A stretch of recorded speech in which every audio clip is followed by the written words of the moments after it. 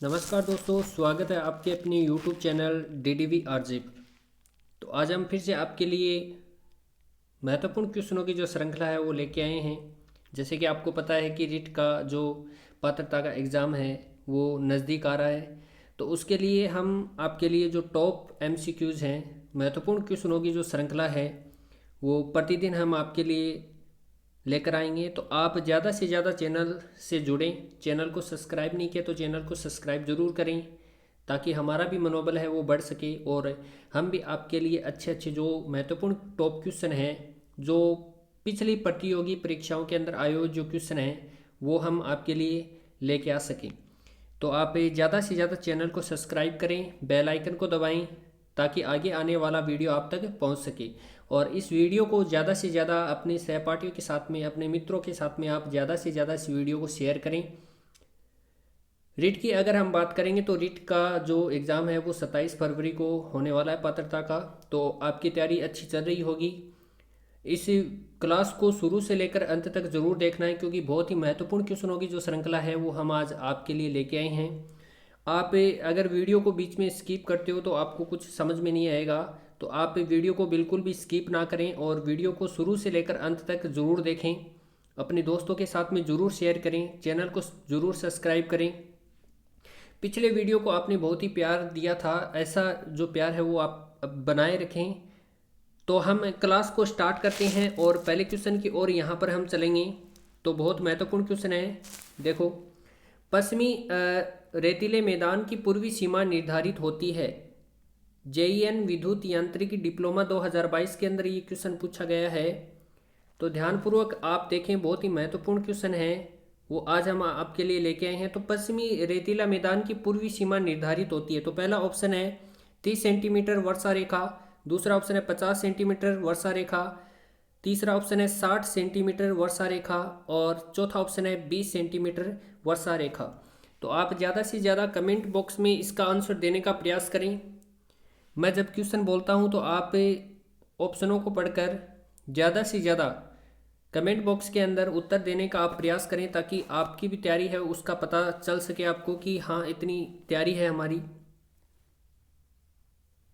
तो अगर इसके सही आंसर की अगर हम बात करना चाहेंगे तो इसका जो करेक्ट आंसर है वो 2 नंबर ऑप्शन हो जाएगा, 50 सेंटीमीटर समवर्षा रेखा।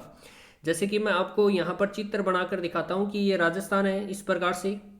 और राजस्थान को अगर हम बात करेंगे तो ये अरावली पर्वत श्रृंखला 2 बराबर भागों के अंदर बांटती है।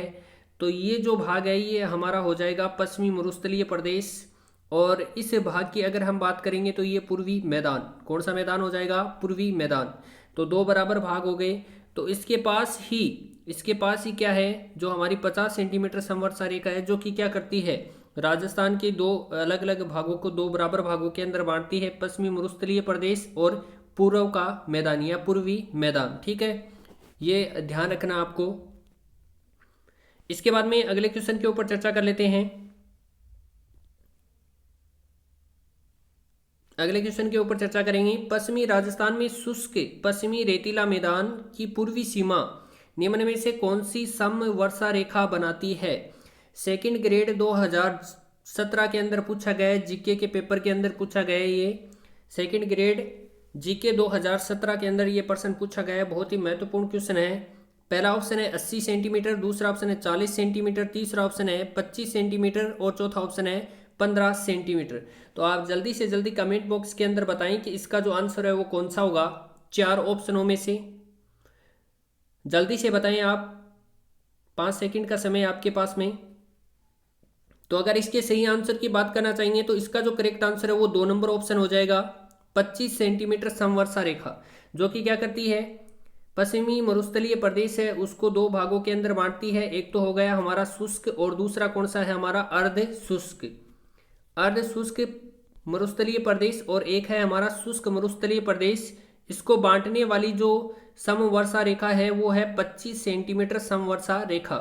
और अगर हम राजस्थान की बात करेंगे कि राजस्थान को 2 बराबर भागों के अंदर बांटने वाली जो समवर्षा रेखा है वो कौन सी है, तो वो है हमारी 50 सेंटीमीटर समवर्षा रेखा। ये बात आपको ध्यान में रखनी है। इसके बाद में अगले क्वेश्चन के ऊपर चर्चा कर लेते हैं। अगले क्वेश्चन के ऊपर चर्चा करेंगे। थार मरुस्थल का विस्तार किन राज्यों तक है? तो देखो राजस्थान पुलिस 2014 के अंदर ये क्वेश्चन पूछा गया है। तो पहला ऑप्शन है राजस्थान, दूसरा ऑप्शन है राजस्थान, पंजाब, मध्य प्रदेश, तीसरा ऑप्शन है राजस्थान, पंजाब और चौथा ऑप्शन है राजस्थान, पंजाब, गुजरात और हरियाणा। अगर इसके सही आंसर की बात करना चाहेंगे तो इसका जो करेक्ट आंसर है वो हो जाएगा 4 नंबर ऑप्शन। 4 नंबर ऑप्शन है वो करेक्ट हो जाएगा। यहाँ पर राजस्थान, पंजाब, गुजरात और हरियाणा के अंदर थार के मरुस्थल का विस्तार है, यानी चारों जो राज्य हैं इनके अंदर है। इसके बाद में अगले क्वेश्चन के ऊपर चर्चा कर लेते हैं। तो भारत में थार मरुस्थल का कितना प्रतिशत भाग राजस्थान में विद्यमान है?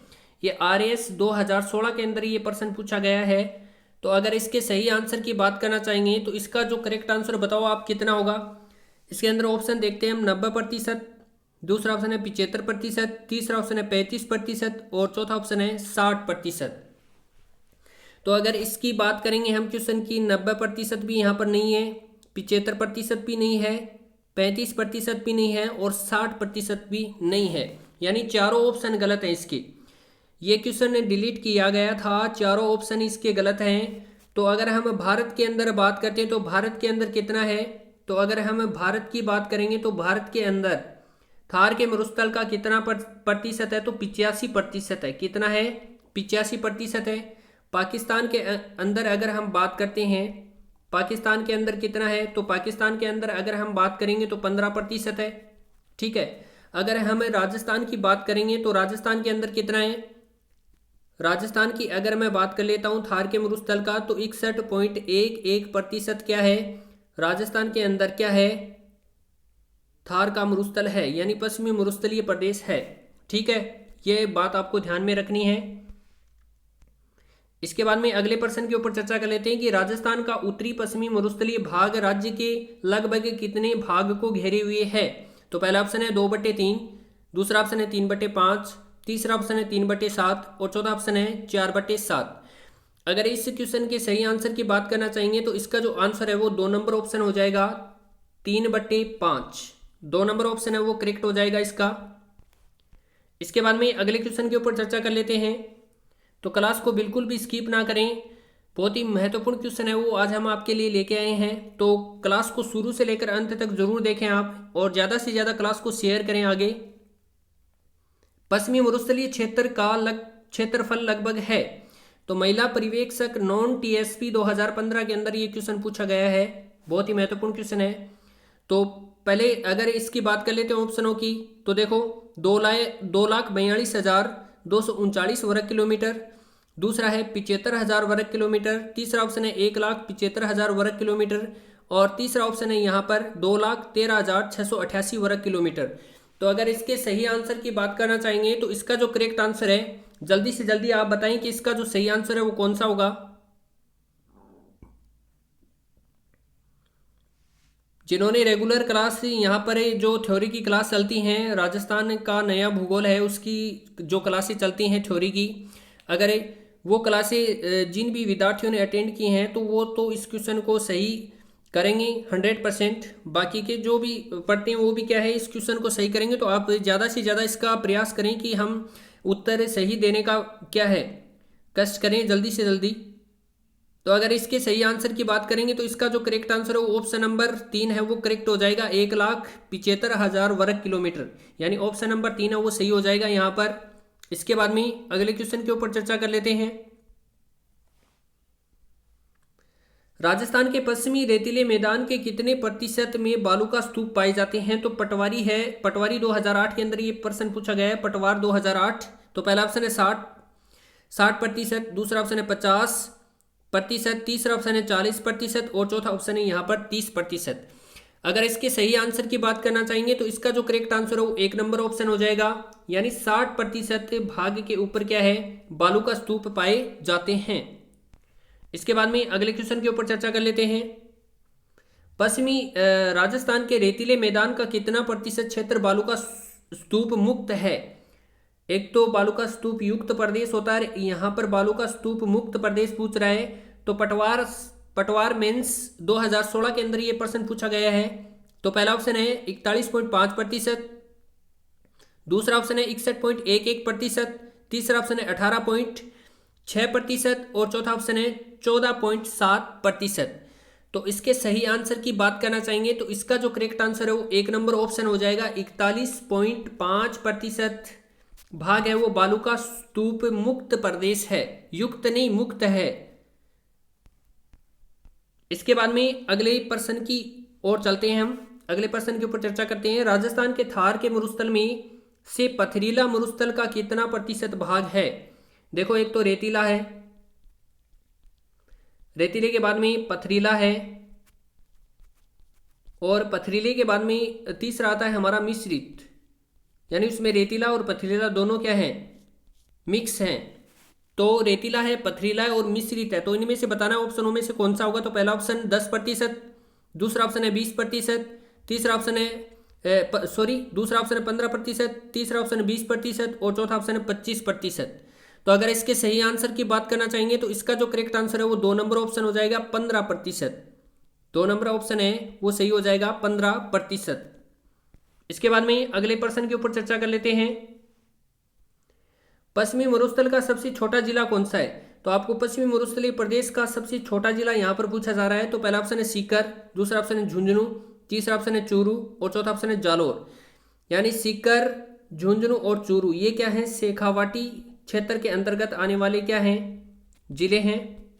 शेखावाटी क्षेत्र के अंतर्गत आने वाले जिले हैं सीकर, झुंझुनू और चूरू। तो अगर इसके सही आंसर की बात करना चाहेंगे तो इसका आंसर 2 नंबर आंसर है वो करेक्ट हो जाएगा यहां पर झुंझुनू। यानी पश्चिमी मरुस्थल का सबसे छोटा जिला कौन सा है, झुंझुनू है। इसके बाद में अगले क्वेश्चन के ऊपर चर्चा कर लेते हैं।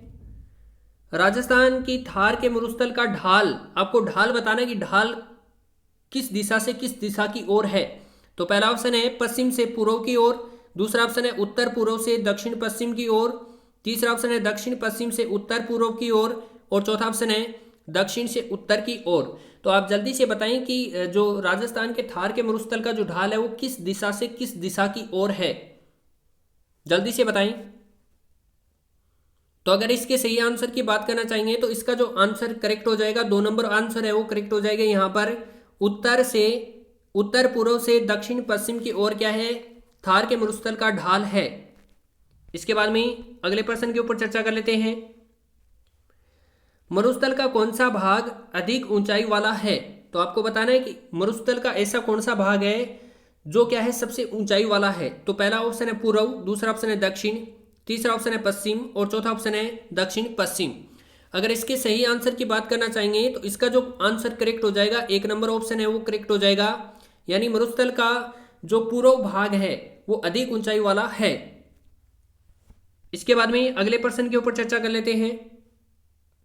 नागौरी उच्च भूमि की समुद्र तल से ऊंचाई कितनी है? तो पहला ऑप्शन है 200 से 300 मीटर, दूसरा ऑप्शन है 300 से 500 मीटर, तीसरा ऑप्शन है 500 से 700 मीटर और चौथा ऑप्शन है 700 से 800 मीटर। अगर इसके सही आंसर की बात करना चाहेंगे तो इसका आंसर नंबर 2 है वो सही हो जाएगा।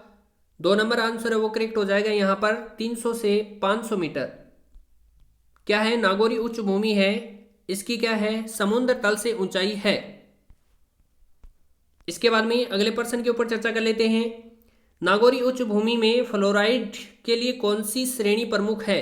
तो पहला ऑप्शन है मकराना श्रेणी, दूसरा ऑप्शन है मांगलोद श्रेणी, तीसरा ऑप्शन है जायल श्रेणी और चौथा ऑप्शन है इनमें से कोई नहीं। तो अगर इस प्रश्न की सही आंसर की बात करना चाहेंगे तो इसका जो करेक्ट आंसर है वो 3 नंबर ऑप्शन हो जाएगा जायल श्रेणी। नागौरी उच्च भूमि में फ्लोराइड के लिए जायल श्रेणी है वो प्रमुख है। इसके बाद में अगले प्रश्न के ऊपर चर्चा कर लेते हैं। निम्न में से कौन सी राजस्थान के मरुस्थल की मुख्य विशेषता है? असिस्टेंट एग्रीकल्चर ऑफिसर 2015 के अंदर यह प्रश्न पूछा गया है। तो पहला ऑप्शन है अति शुष्क दशाएं, दूसरा ऑप्शन है तापमान का अतिरेक, तीसरा ऑप्शन है न्यून औसत वार्षिक वर्षा और चौथा ऑप्शन है कम तथा छितरा हुआ वनस्पति आवरण। तो अगर कूट की हम बात करेंगे इसके अंदर दिया हुआ है आपको, पहला ऑप्शन है ए बी एवं डी, दूसरा ऑप्शन है ए सी एवं डी, तीसरा ऑप्शन है ए बी एवं सी और चौथा ऑप्शन है ए बी सी एवं डी यानी चारों। तो आपको बताना है कि जो मरुस्थल है उसकी मुख्य विशेषता इनमें से कौन सी है। तो इसके अंदर अगर हम बात कर लेंगे इसका जो करेक्ट आंसर है उसकी अगर हम बात करेंगे तो देखो इसमें अति शुष्क दशाएं भी हैं, तापमान का अतिरेक भी है, यानी तापमान भी ज़्यादा है यहाँ पर। अगर इसमें बात करेंगे न्यून औसत वार्षिक वर्षा, यहाँ पर कम वर्षा होती है, कम तथा छितरा हुआ वनस्पति, हाँ बिल्कुल यहाँ पर वनस्पति कम पाई जाती है। तो अगर इसकी आंसर की अगर हम बात करेंगे तो 4 नंबर ऑप्शन है वो करेक्ट हो जाएगा, ए बी सी और डी। इसके बाद अगले प्रश्न के ऊपर चर्चा करते हैं। लाठी सीरीज क्या है? आरएस 2007 और राजस्थान पुलिस 2018 के अंदर पूछा गया ये प्रश्न है। भूमिगत जल पट्टी, दूसरा ऑप्शन है वन संरक्षण कार्यक्रम, तीसरा ऑप्शन है सेवण घास पट्टी और चौथा ऑप्शन है उपरोक्त सभी। तो अगर इसके सही आंसर की बात करना चाहेंगे तो इसका जो करेक्ट आंसर है वो 1 नंबर ऑप्शन हो जाएगा, भूमिगत जल पट्टी है। लाठी सीरीज क्या है? भूमिगत जल पट्टी है, तो 1 नंबर ऑप्शन है वो सही सटीक है। इसके बाद में अगले प्रश्न के ऊपर चर्चा कर लेते हैं। राजस्थान में पड़िहारा रन कहाँ है? तो पहला ऑप्शन है शेखावाटी क्षेत्र में, दूसरा ऑप्शन है ढूंढान क्षेत्र में, तीसरा ऑप्शन है मेवाड़ क्षेत्र में और चौथा ऑप्शन है मारवाड़ क्षेत्र में। अगर इसके सही आंसर की बात करना चाहेंगे तो इसका आंसर एक है वो करेक्ट हो जाएगा, यानी शेखावाटी क्षेत्र के अंदर क्या है? पड़िहारा रन है। इसके बाद में अगले प्रश्न के ऊपर चर्चा कर लेते हैं। बाड़मेर में पाए जाने वाले रन है, यानी उनको क्या कहा जाता है? तो पहला ऑप्शन है कनौड़, दूसरा ऑप्शन है बाप, तीसरा ऑप्शन है थोब और चौथा ऑप्शन है बरमसर। अगर इसके सही आंसर की बात करना चाहेंगे तो इसका जो आंसर है वो करेक्ट हो जाएगा 3 नंबर ऑप्शन, यानी बाड़मेर के अंदर जो रन पाए जाते हैं उन्हें थोब कहा जाता है। तो 3 नंबर ऑप्शन है वो करेक्ट हो जाएगा यहाँ पर। इसके बाद में अगले प्रश्न के ऊपर चर्चा करते हैं। तो क्लास को बिल्कुल भी स्किप ना करें, आप क्लास को शुरू से लेकर अंत तक देखना है, क्योंकि बहुत ही महत्वपूर्ण क्वेश्चन है ये रीट पात्रता परीक्षा की दृष्टि से। राजस्थान में सर्वाधिक रन या टाट पाए जाते हैं। तो पहला ऑप्शन है जैसलमेर, दूसरा ऑप्शन है बाड़मेर, तीसरा ऑप्शन है जोधपुर और चौथा ऑप्शन है बीकानेर। अगर इसके सही आंसर की बात करना चाहेंगे तो इसका आंसर है वो 1 नंबर है वो करेक्ट हो जाएगा, जैसलमेर। यानी राजस्थान के अंदर सर्वाधिक रन या टाट है वो जैसलमेर के अंदर पाए जाते हैं। इसके बाद में अगले प्रश्न के ऊपर चर्चा कर लेते हैं। आज की क्लास का लास्ट प्रश्न, निम्नलिखित में से कौन सा बालसन का उदाहरण है? भूगोल व्याख्याता 2020 के अंदर यह प्रश्न पूछा गया है। तो पहला ऑप्शन है खाटू लवण झील, दूसरा ऑप्शन है पंचभद्रा झील, तीसरा ऑप्शन है सांबर झील और चौथा ऑप्शन है डीडवाना झील। अगर इसके सही आंसर की बात करना चाहेंगे तो इसका जो करेक्ट आंसर है वो 3 नंबर ऑप्शन हो जाएगा, सांबर झील। यानी बालसन का अगर हम देखेंगे प्रमुख जो उदाहरण है वो सांबर झील है। ठीक है, तो आपको वीडियो कैसा लगा ये जरूर बताना है, और वीडियो के प्रति जो अपना प्यार है वो ऐसे ही आप बनाए रखें। वीडियो कैसा लगा ये जरूर बताना आपको, ठीक है। और चैनल को अगर सब्सक्राइब नहीं किया तो चैनल को सब्सक्राइब जरूर करें, बेल आइकन को दबाएं ताकि आगे आने वाला जो वीडियो है वो आप तक पहुंच सके। धन्यवाद।